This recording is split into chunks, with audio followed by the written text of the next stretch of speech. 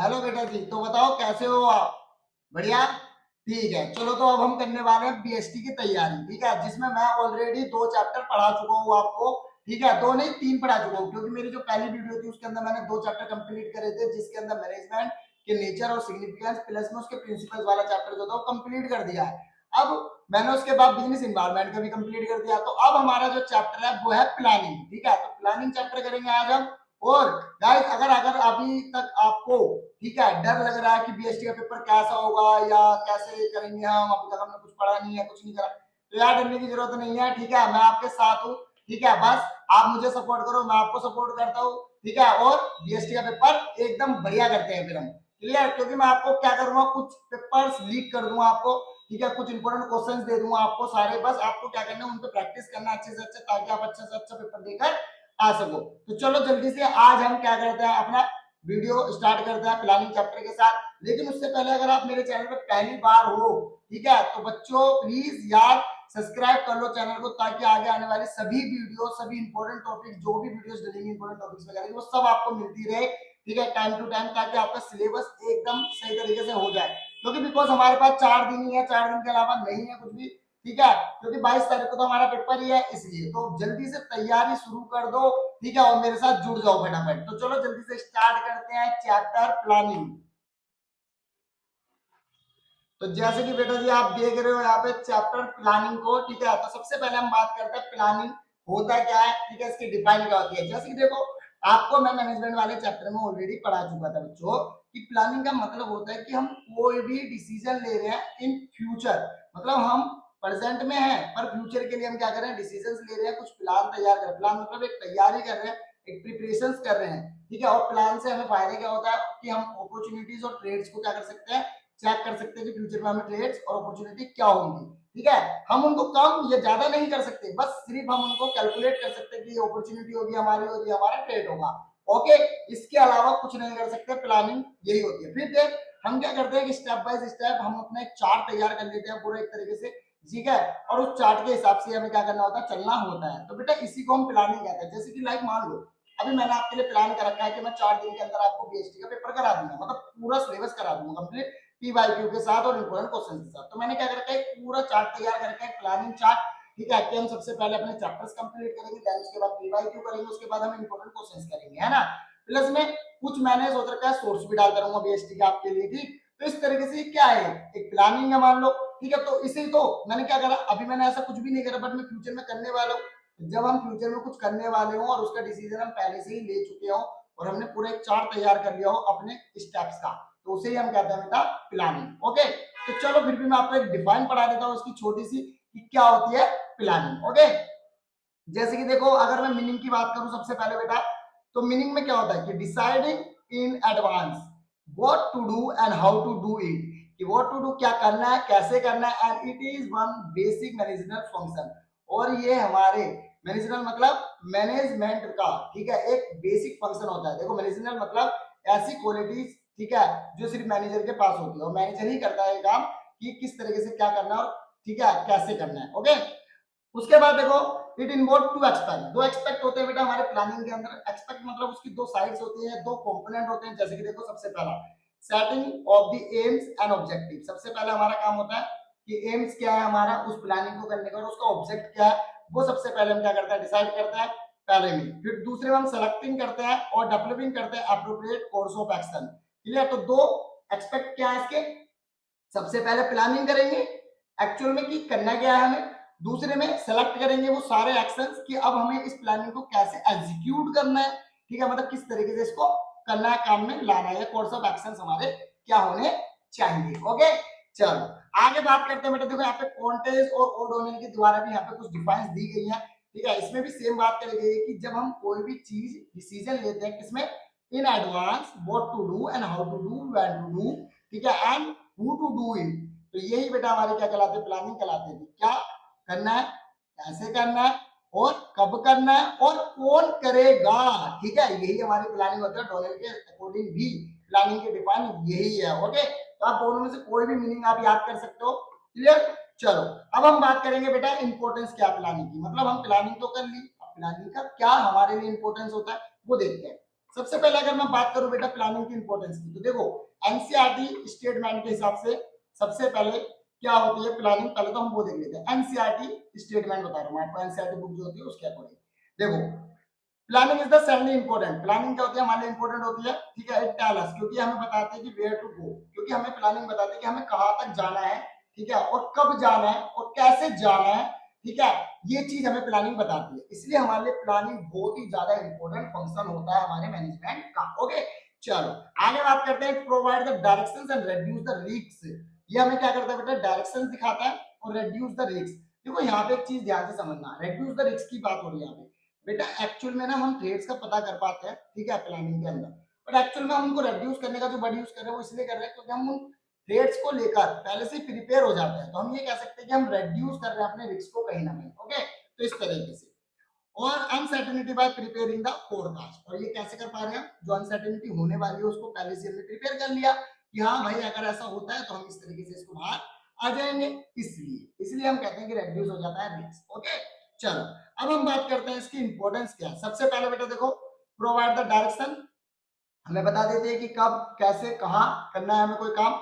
उसके बाद reduce the risk of uncertainty, जो फ्यूचर में कुछ भी गलत होने वाला है उसको ये क्या कर देती है, कम कर देती है। अनसर्टेनिटी का मतलब बेटा ऐसी चीज जो हमें नहीं पता और अचानक से हो जाए, ठीक है। फिर reduce the overlapping and wasteful activities. अब जब हम प्लानिंग कर चुके हैं तो प्लानिंग के अकॉर्डिंग क्या है बेटा, हमारी वेस्टफुल एक्टिविटीज तो होने वाली है नहीं, क्योंकि प्लानिंग तो पहले से डिसाइड कर चुके हैं कि कौन क्या काम करेगा, ठीक है, और कैसे काम करेगा और कहाँ काम करेगा। तो वेस्ट एक्टिविटी का कोई मतलब ही नहीं बनता यहाँ पे।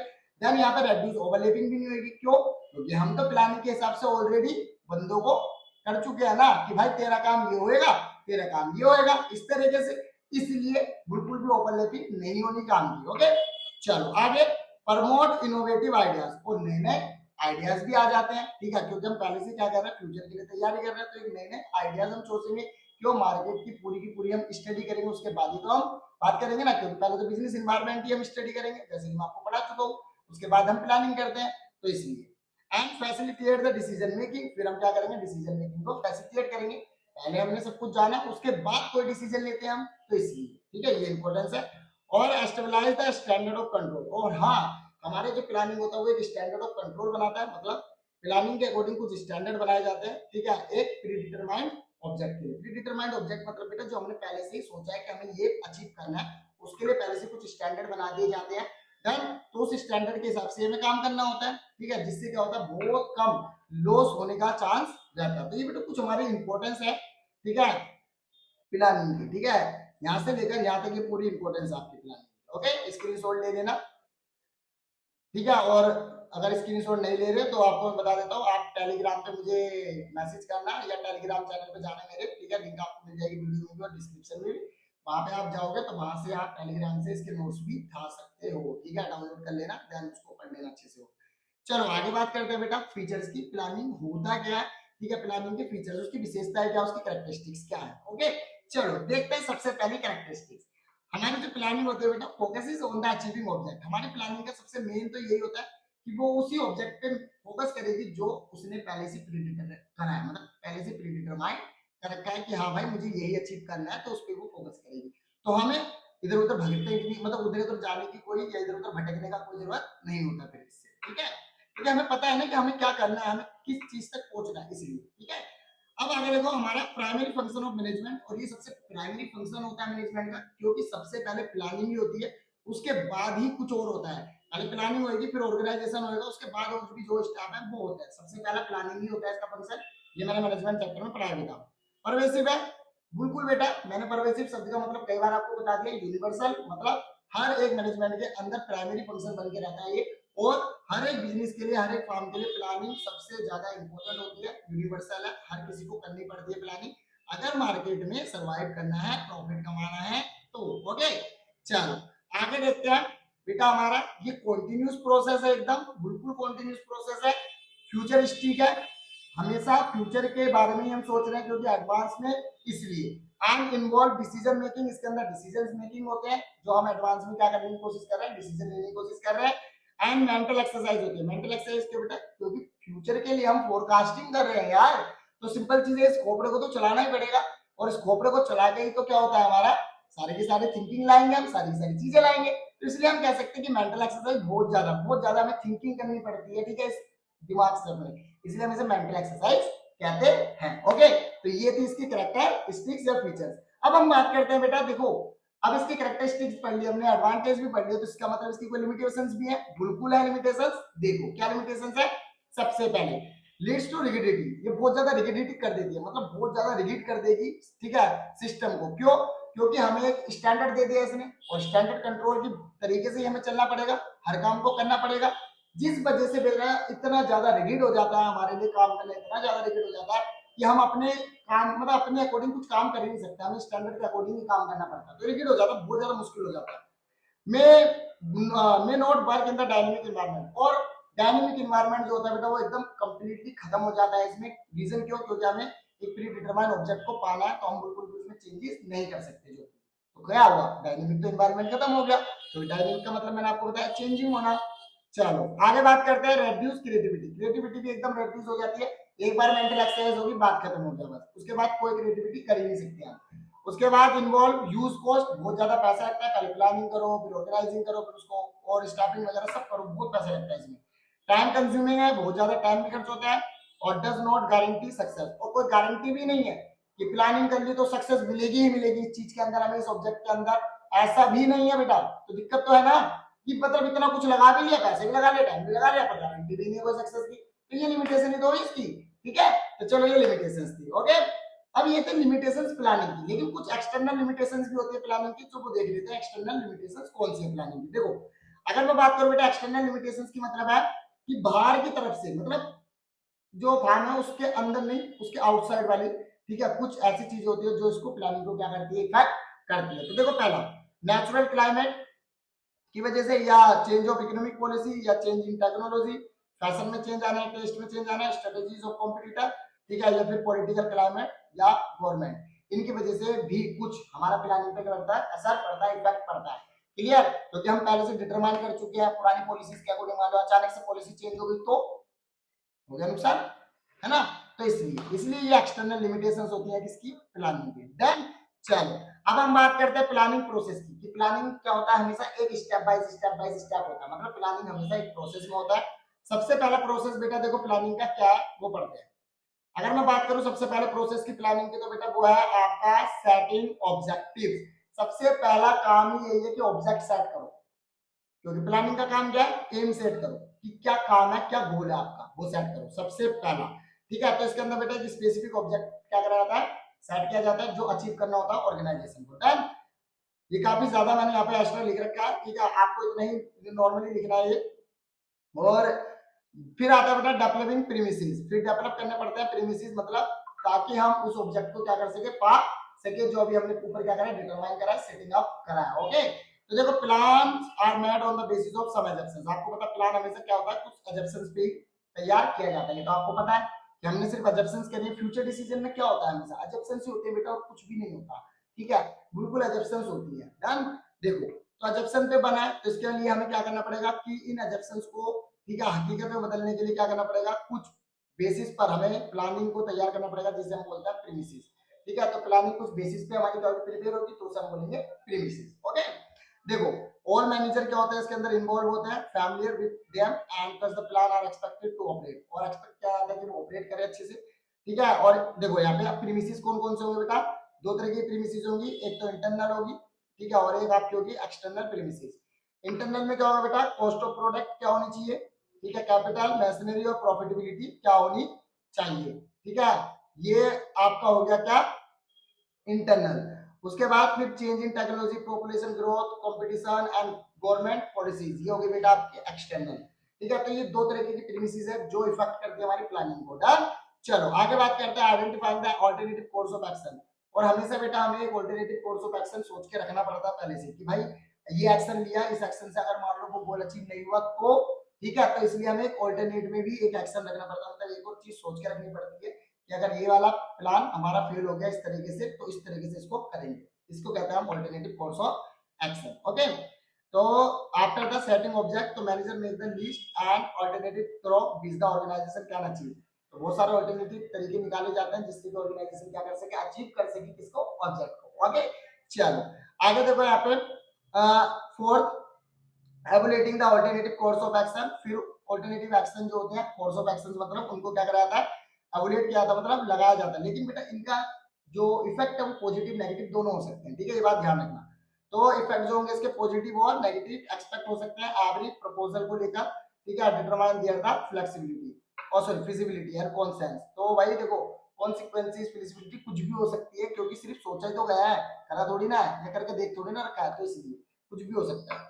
चलो आगे देखते हैं बेटा पांचवा, ठीक है, प्रोसेस के अंदर अगर देखो तो सिलेक्टिंग द बेस्ट ऑल्टरनेटिव, फिर हमें क्या करना पड़ता है, बहुत सारे ऑल्टरनेटिव हमने बना लिए, अब उस ऑल्टरनेटिव में से एक पहला ऑल्टरनेटिव हमें क्या करना होता है, चॉइस करना होता है कि भाई ये वाला हम क्या करते हैं सेलेक्ट करते हैं और इसके अकॉर्डिंग सबसे पहले हम क्या करेंगे काम करेंगे। ओके, उसके बाद इंप्लीमेंट करते हैं फिर प्लान को, जब हमने कोर्स ऑफ एक्शन चॉइस कर लिया तो अब हम क्या करेंगे प्लान को इंप्लीमेंट कर देंगे मतलब लागू कर देंगे कि चलो भाई इसको फॉलो करो और अचीव करना शुरू करो ऑब्जेक्ट को, ठीक है। अब बेटा यहाँ पे क्या होगा, फॉलो अप एक्शन, जो एक्शन हमने चॉइस करा उस एक्शन को फॉलो अप करेंगे, ठीक है, मतलब प्लान को क्या करेंगे मॉनिटर करेंगे, इंश्योर करेंगे activities perform according to schedule, और जो हमारी शेड्यूल बनाया मतलब स्टैंडर्ड बनाया है, ठीक है, प्लानिंग का उसके अकॉर्डिंग काम हो रहा है या नहीं हो रहा, शेड्यूल के अकॉर्डिंग काम हो रहा है नहीं हो रहा, वो नोटिस करेंगे फिर। ओके, तो ये था बेटा हमारा क्या एक तरीके से प्रोसेस प्लानिंग का। ओके, तो ये कुछ 7 स्टेप्स है, इन 7 स्टेप्स में हमारी प्लानिंग को पूरी तरह से किया जाता है। ओके, चलो अब आगे बात करते हैं बेटा हम यहाँ पे, देखो यहाँ पे secondary derivative and supporting plans, यहाँ पे प्लान्स होते हैं कुछ ये जैसे कि सेकेंडरी डेरिवेटिव और सपोर्टिंग प्लान्स होते हैं कुछ। तो यहाँ पे देखो सेकेंडरी प्लान क्या होता है, follow from the basic plan, secondary plan हमेशा फॉलो करेगा बेसिक प्लान को, कि अगर भाई बेसिक प्लान फेल हो गए तो सेकेंडरी प्लान चलाकर प्रॉफिट कमाएंगे, ठीक है। और these are the main support और एक्सपेंडेड, और इसको हम कई बार क्या बोलते हैं सपोर्टिव प्लान या डेरिवेटिव प्लान बोलते हैं इसी को। ओके, और सेकेंडरी प्लान क्या होता है, रिगार्डिंग होता है किसके, रॉ मटेरियल कंज्यूमेबल स्टोर्स और एक्विजिशन ऑफ नेसेसरी प्लांट और इक्विपमेंट, ट्रेनिंग, वर्कर सेलिंग और डिस्ट्रीब्यूशन एक्सपेंस, इन सबसे रिलेटेड होता है आपका बेटा सेकेंडरी प्लान। और हमेशा ध्यान रखना फॉलो अप करता चलेगा किसको, बेसिक प्लान का, आपका जो मेन प्लान है आपका उसको। चलो अब हम बात करते हैं बेटा टाइप्स ऑफ प्लान की, ठीक है, कि हमारे टाइप्स ऑफ प्लान क्या है। तो टाइप्स ऑफ प्लान में आपको बता दो बेटा जी, वैसे तो 2 प्लान है बेसिक हमारे जो टाइप्स ऑफ प्लान है, पर एक ऐसा भी प्लान है, ठीक है, 3 मान लो आप उसको टोटल, एक ऐसा है जिसको हम ये नहीं बोल सकते कि प्लान कौन सा है, सिंगल में है या स्टैंडिंग प्लान है। तो देखो सबसे पहला प्लान जो होता है हमारा वो होता है बेटा सिंगल प्लान, ठीक है। तो सिंगल प्लान के बारे में देखते हैं क्या होता है। सिंगल प्लान में क्या होता है, apply to activity to don't recur और रिपीट। देखो सिंगल प्लान वो होता है बेटा, ठीक है, जिस मान लो कोई एक्टिविटी है जिसको एक बार करना है बस हमें, उसको बार बार नहीं करना, ठीक है, रिपीटेड नहीं है मतलब वो एक्टिविटी, तो उस एक्टिविटी के लिए क्या करा जाता है, सिंगल प्लान बनाया जाता है, सिंगल यूज प्लान, ठीक है। क्योंकि जब एक ही बार करनी है तो सिंगल यूज प्लान हो गया, बार बार करनी नहीं है हमें वो, तो इसलिए सिंगल सिंगल यूज प्लान से पता लग रहा है ना, एक ऐसी एक्टिविटी जो सिर्फ एक बार करनी है। ओके, तो ये वन टाइम प्लान होता है बेटा, ठीक है, स्पेशली डिजाइन किया जाता है पर्टिकुलर गोल के लिए। और उसके बाद देखो लेंथ जो होती है सिंगल प्लान की वो differ greatly depend on the project, और ये डिपेंड करता है प्रोजेक्ट की लेंथ पर कि प्रोजेक्ट कितना बड़ा है उस पर, ठीक है, जैसे कि एग्जांपल बजट, ठीक है, या प्रोग्राम या प्रोजेक्ट्स हो गए आपके। स्टैंडिंग प्लान बेटा देखो are used over and over again. Standing plan वो प्लान होते हैं बेटा जिसको हम बार बार यूज करते हैं, एक बार नहीं करके बार बार यूज करते हैं, ठीक है, तो वो स्टैंडिंग प्लान होते हैं। और दे यूजुअली मेड वंस, इनको एक बार बना लिया जाता है और इनकी वैल्यूज को रिटेन कर लिया जाता है फिर पीरियड ऑफ ईयर, काफी सालों तक के लिए। ओके, जैसे कि पॉलिसीज, प्रोसीजर और मेथड और रूल्स हमारे स्टैंडिंग प्लान्स के अंदर आते हैं। और लेकिन यहाँ पे देखो बेटा there are other types of plan भी होते हैं कुछ हमारे जिसे ना तो हम सिंगल यूज प्लान कर सकते हैं ना स्टैंडिंग प्लान कह सकते हैं। तो चलो वो देख लेते हैं वो कौन कौन से प्लान होते हैं। सबसे पहले देखो 2 तरीके के मान सकते हो आप, स्ट्रेटेजीज प्लान और ऑब्जेक्टिव प्लान, ठीक है, 2 प्लान होते हैं आपके, स्ट्रेटेजीज और ऑब्जेक्टिव, जिनको हम ना तो सिंगल प्लान कह सकते हैं ना ही हम स्टैंडिंग प्लान। ऑब्जेक्टिव प्लान देखते हैं सबसे पहले बेटा हम कि ऑब्जेक्टिव प्लान्स क्या होता है। देखो ऑब्जेक्टिव आर एम टुवर्ड बीच फिजिकल और ह्यूमन, ठीक है, energies of the enterprise are channelised. Objectives के अंदर क्या होता है कि हम काम करते हैं किसके लिए, फिजिकल और ह्यूमन एनर्जी के लिए, जो एंटरप्राइज के लिए चैनलाइज करता है, मतलब एंटरप्राइज के काम को चैनलाइज कर रहा है, एंटरप्राइज के काम को चला रहे हैं मतलब, ठीक है। ऑल इंडिविजुअल और ग्रुप और डिपार्टमेंट इंटीग्रेट किया जाता है इसके अंदर, ठीक है, एक पर्टिकुलर गोल को अचीव करने के लिए, दिस एंड तक। ओके, जब तक गोल पूरा ना हो जाए जब तक इनको सबको एक साथ कर लिया जाता है।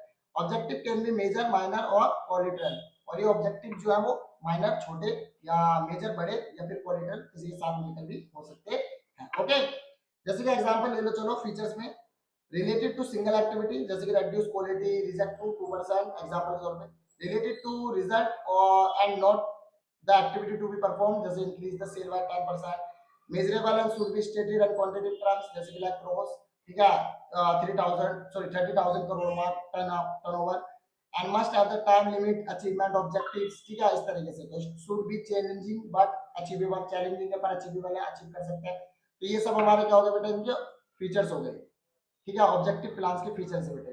ओके, आपको बस ये फीचर्स याद करने हैं इसके। अब बात करेंगे बेटा हम स्ट्रेटेजीज। स्ट्रेटेजीज में देखो ये हो गया हमारे स्ट्रेटेजीज, तो स्ट्रेटेजीज का हमारा ये हो गया हिसाब। स्ट्रेटेजीज क्या होती है बेटा, एक कंप्रेहेंसिव प्लान होते हैं हमारे, क्या होता है कंप्रेहेंसिव प्लान, मतलब एक पूरे के पूरे एक लाइन में, एक लाइन में हम प्लान बनाते हैं, जो वो कंप्रेहेंसिव प्लान होता है फॉर कंप्लाइज द ऑर्गेनाइजेशन गोल। जो ऑर्गेनाइजेशन का ऑब्जेक्टिव है ना, मतलब मेन जो गोल है, उस गोल को पाने के लिए जो हम कंप्रेहेंसिव प्लान बना रहे हैं, वो सारे के सारे प्लान आपके स्ट्रेटेजीज कहलाते हैं। और ये एक नहीं होते, बहुत सारी होती है, ठीक है, इसलिए हम इनको कंप्रेहेंसिव बोलते हैं क्योंकि ग्रुप में बनते हैं ना। Okay, and this comprehensive plan will be include 3 dimensions, 3 dimensions में बनाए जाते हैं हम ये, ठीक है, जो हमारी स्ट्रेटेजीज है वो 3 डायमेंशंस में बनती है। पहला डिटरमाइनिंग लॉन्ग टर्म ऑब्जेक्टिव के लिए, ठीक है, या फिर पर्टिकुलर कोर्स ऑफ एक्शन के लिए होती है, या फिर allocating the resources necessary to objective, ठीक है। देखो पहला तो क्या है, लॉन्ग टर्म के लिए बनेंगे, या तो फिर एक पर्टिकुलर के लिए बनेंगे, पर्टिकुलर गोल के लिए, ठीक है, ये पर्टिकुलर कोर्स ऑफ एक्शन के लिए, या फिर बनेंगे बाबू ये हमारे एक पर्टिकुलर रिसोर्स को, ठीक है, कहाँ पे लगाना है, ठीक है, कहाँ पे उसका यूज करना है, ठीक, ताकि हम ऑब्जेक्ट को क्या कर सके, अचीव कर सके, इस तरीके से। तो 3 डायमेंशंस है इसके। ओके, चलो इसके फीचर्स पढ़ लेते हैं हम। एग्जांपल देखो, पढ़ूंगा तो काफी लंबी हो जाएगी वीडियो, तो फटाफट हम क्या करते हैं यहाँ पे, इसके वो बताता हूँ मैं आपको फीचर्स। एग्जांपल मैंने साथ में दे रखा है, आप स्क्रीनशॉट लेके पढ़ भी सकते हो। हर एक प्लान, मतलब हर एक फीचर का एक एग्जांपल सामने है। Plans are made in the view of the competitor या competitor and other environmental factors. और प्लान जो बनते हैं बेटा, स्ट्रेटेजीज जो बनती है हमेशा वो कैसे बनती है, कॉम्पिटिटर और एनवायरमेंटल कंडीशन को देखते हुए, formulated by the top management. और इसको कौन बनाता है, हमेशा टॉप मैनेजमेंट बनाएगा। एंड इट्स एक्शन ओरिएंटेड, इसका एक्शन जो होता है ओरिएंटेड होता है, पर्टिकुलर गोल ऑब्जेक्ट के लिए होता है। और इज फ्लेक्सिबल और डायनेमिक, और ये बहुत ज्यादा फ्लेक्सिबल और डायनेमिक होता है, क्योंकि इसको हम बदल सकते हैं और काफी आसानी से इसका यूज किया जा सकता है स्ट्रेटेजीज का, ठीक है। ये फीचर्स है बेटा इसके। चलो अब हम बात करते हैं पॉलिसीज की। तो पॉलिसी भी क्या हमारा एक ऐसे ही एक प्लान है बेटा, पॉलिसी, ठीक है, जिसको हम डिफाइन नहीं कर सकते कि सिंगल यूज प्लान है या स्टैंडर्ड। जैसे कि पॉलिसी क्या होता है, ऑर्गेनाइजेशन जनरल पर्पस जो होता है या रिस्पॉन्स होता है जो, ठीक है, जो कह रहे हैं ना, organisation general response to particular problem या सिचुएशन, की एक ऑर्गेनाइजेशन किस तरीके से एक पर्टिकुलर सिचुएशन को या प्रॉब्लम को क्या कर रहा है, हैंडल कर रहा है। This are the general statement, ये जनरल स्टेटमेंट होती है, अंडरस्टैंडिंग होती है, गाइड थिंकिंग या डिसीजन मेकिंग होता है इसके अंदर। पॉलिसी के अंदर वो इंटेंशन क्या होती है, एक्ट करने की होती है सर्टेन पे, एक तरीके से, ताकि क्या कर सके, एक सर्टेन टाइम जो है वो अराइज किया जा सके, एनवायरनमेंट तैयार किया जा सके पर्टिकुलर। और पॉलिसी डिफाइन करती है बाउंड्रीज, ये क्या करते हैं, बाउंड्रीज डिफाइन कर देती है किसी भी डिसीजन के लिए, ठीक है, और they direct decision toward the accomplishment object. और जो भी डिसीजन होंगे वो सीधा उस ऑब्जेक्ट के लिए होंगे जो हमें क्या करना है, अचीव करना है ऑर्गेनाइजेशन के लिए। ओके, चलो अब फीचर्स देख लो इसके। फीचर्स क्या है, जनरल रिस्पांस होता है पर्टिकुलर प्रॉब्लम के लिए, ठीक है। और बेसिक ऑब्जेक्टिव क्या होता है, इसके पॉलिसी प्रोवाइड करती है रूट, एक तरीके से मतलब एक रास्ता दिखाएगी आपको, और प्रोवाइड करेगी गाइडलाइंस थिंक एंड एक्शन के लिए आपके। और डिस्क्रिशनरी होती है क्योंकि प्रोवाइड करती है स्कोप, ठीक है, एग्जीक्यूटिव जजमेंट के लिए। और टॉप मैनेजमेंट के इंटेंशन हमेशा इसको क्या होता है, अपने ऑब्जेक्ट को पाने का होता है। तो ये पॉलिसीज की कुछ कैरेक्टरिस्टिक्स थी। Okay, features. अब आ गया बेटा प्रोसीजर आपका, ठीक है। प्रोसीजर में देखो क्या होता है, प्रोसीजर एक सीरीज है, ठीक है, रिलेटेड टू टास्क। किसी भी टास्क से रिलेटेड एक सीरीज में हम क्या कर रहे हैं, कुछ काम कर रहे हैं, कुछ एक्शंस कर रहे हैं, उसे हम कहते हैं प्रोसीजर। ओके, और एक सीरीज में चलेंगे, ध्यान रखना। And give the series action directed toward the goal. तो इसमें सीरीज में एक एक्शन दे देगा टुवर्ड द गोल डायरेक्टली, ठीक है, ये एक्शन करो ताकि हम अचीव कर सके किसको, अपने पर्टिकुलर गोल को, ठीक है। एंड फीचर क्या होता है बेटा इसका, boy define step doing different job and method and regular routine. इसमें हम क्या करते हैं, रेगुलर रूटीन में हम अपने, ठीक है, काम करते हैं, और स्टेप बाय स्टेप हम इसमें क्या करते हैं, काम करते रहते हैं, वो भी रेगुलर बेस पे डिफरेंट जॉब्स के लिए। और हेल्प करता है इंप्रूव इफिशिएंसी, और ये इफिशिएंसी बढ़ाता है, ठीक है, स्टैंडर्ड्स की। और cut across the all department lines, और सारी की सारी डिपार्टमेंट लाइंस के अंदर क्या होता है, ये होता है और कट करता है। जैसे कि मान लो execution of sale order and consult the sale and finance production department like ऐसे डिपार्टमेंट की। और साथ में हेल्प भी करता है बेटा किसको, इंप्लीमेंटेशन ऑफ पॉलिसी, पॉलिसी को इंप्लीमेंट करने में भी मदद करता है। ओके, जैसे कि लाइक लगा लो एग्जांपल में admission of procedure and selection of procedure for employees, passport, ठीक है, visa procedure for placing order, ये सब क्या प्रोसीजर है, तो पॉलिसीज को क्या कर रहे हैं, फॉलो कर रहे हैं ना, इस तरीके से। मेथड आता है बेटा अब हमारा नेक्स्ट मेथड। अब method is a type of management. Method क्या है, टाइप ऑफ मैनेजमेंट है प्लान का, and that specific the detail.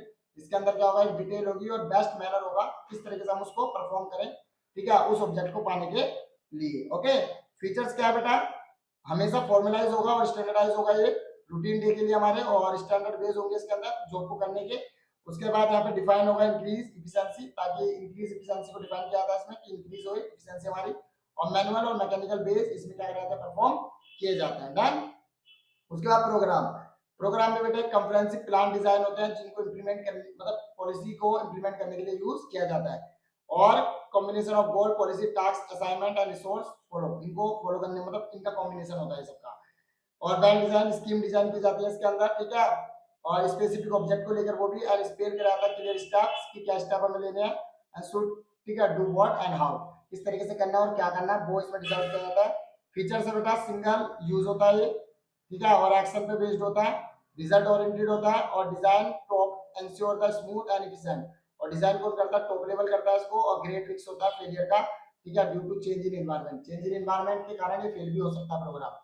Rules की बात करूं बेटा अगर मैं, तो रूल्स क्या होते हैं हमारे, देखो, a rule require the specific and define action, ये डिफाइन एक्शन होता है, ठीक है, यह स्पेसिफिक, ठीक है, रिक्वायर होती है हमें, जो कि हमें करना पड़ता है, रूल बनाना पड़ता है पर्टिकुलर ऑब्जेक्ट को लेकर। And rules are prescriptive directed by the people और ऑर्गेनाइजेशन, जो पीपल्स होते हैं ना ऑर्गेनाइजेशन के अंदर, वो इसको क्या करते हैं डायरेक्टली, ठीक है, यूज करते हैं।